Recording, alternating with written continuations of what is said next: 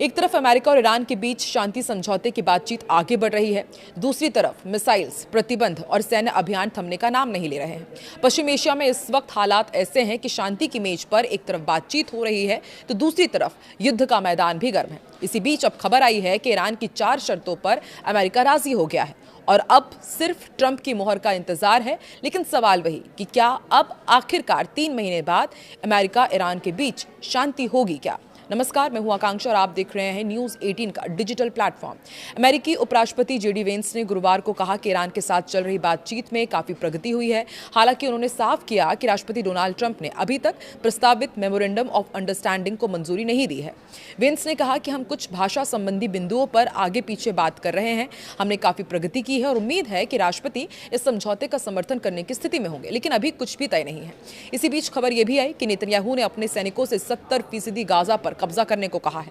America Iran अब किन शर्तों पर राजी हुए हैं वो भी आपको बताते हैं। सबसे पहले आपको बताते हैं कि ईरान किन शर्तों पर राजी हुआ है। देखिए, परमाणु हथियार बनाने की कोई इच्छा नहीं, इसका वादा करेगा ईरान। दूसरा ये कि HEU यानी कि हाई एनरिच्ड यूरेनियम, जिस पर लगातार पेच फंसा हुआ था, इसे छोड़ने पर भी ईरान बातचीत शुरू करेगा, क्योंकि अभी तक ईरान ने यह साफ कर दिया था कि वो एनरिच्ड यूरेनियम को किसी भी हाल में नहीं छोड़ेगा। लेकिन अब यदि बातचीत शुरू होती है छोड़ने पर, तो शायद हो सकता है कि समझौता हो जाए।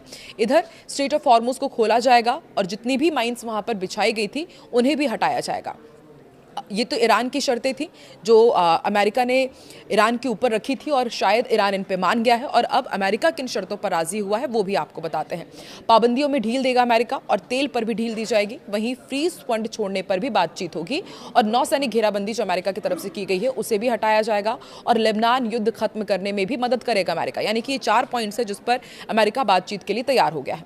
बातचीत के बीच गुरुवार रात ईरान के बुशेहर प्रांत में एयर डिफेंस सिस्टम सक्रिय कर दिए गए।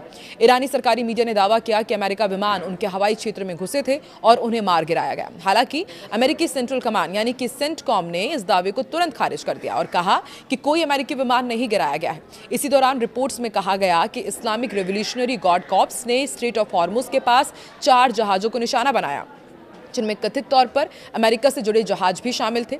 तनाव के बीच अमेरिकी वित्त मंत्रालय ने ईरान के सैन्य नेटवर्क से जुड़े तेल कारोबार और राजस्व तंत्र पर नए प्रतिबंध लगाने का ऐलान किया है। यानी बातचीत भी जारी है, लेकिन आर्थिक दबाव अब भी कम नहीं हो रहा है।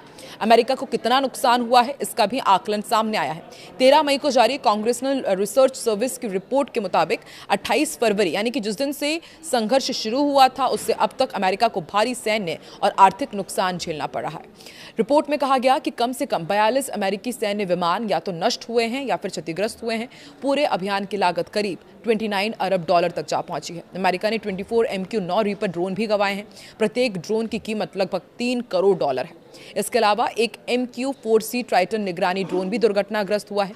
पेंटागन के आंकड़ों के अनुसार संघर्ष में अब तक 15 अमेरिकी सैनिकों की मौत हो चुकी है, जबकि 538 से ज्यादा घायल हैं। वहीं पश्चिम एशिया में तनाव से दुनिया भर में उथल पुथल मची हुई है। तेल से लेकर गैस और अन्य जरूरी चीजों की आपूर्ति बुरी तरह प्रभावित हुई है। ईरान जंग की वजह से सबसे ज्यादा जो प्रभावित हुआ है वो LPG पेट्रोल और डीजल हुआ और एक और जरूरी चीज की आपूर्ति प्रभावित होने की अब आशंका बढ़ गई है और वो है खाद। भारत के लाखों करोड़ों किसानों के लिए उर्वरक बेहद जरूरी होता है। खबर आ रही है कि उर्वरक लदे 17 भारतीय जहाज फारस की खाड़ी में ही फंसे हुए हैं। हॉर्मुज स्ट्रेट बंद है और जहाजों की आवाजाही बुरी तरह प्रभावित हुई है।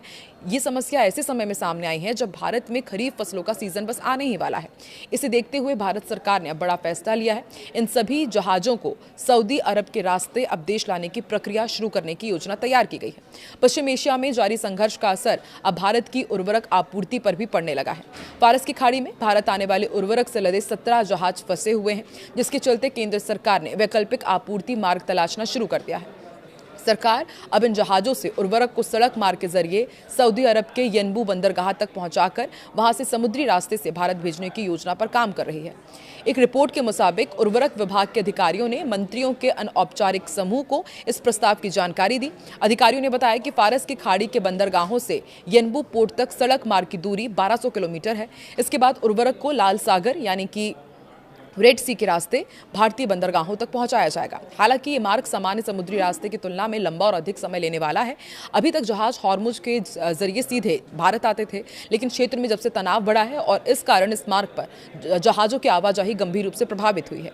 एक वरिष्ठ अधिकारी ने यह भी बताया कि मौजूदा स्थिति में 60 से 70 दिनों तक की देरी और बढ़ती लागत सरकार के लिए बड़ी चिंता बन गई है। खासकर जून के मध्य तक खरीफ फसलों के लिए उर्वरकों की मांग चरम पर पहुंचने वाली है। ऐसे में आपूर्ति बाधित होने का खतरा बढ़ गया है। आपको क्या लगता है? एक तरफ लगातार एक दूसरे पर हमले हो रहे हैं, एक दूसरे के ड्रोन और विमानों को मार गिराने का दावा किया जा रहा है, खाद की भी किल्लत बढ़ रही है। वहीं दूसरी तरफ ईरान और अमेरिका के बीच एटलीस्ट कुछ पॉइंट्स पर तो अब सहमति और बातचीत हो सकती है। तो क्या आने वाले दिनों में आखिरकार 3 महीने बाद ईरान और अमेरिका के बीच सब कुछ ऑल इज वेल हो जाएगा? आपको क्या लगता है? कमेंट सेक्शन में जरूर बताएं।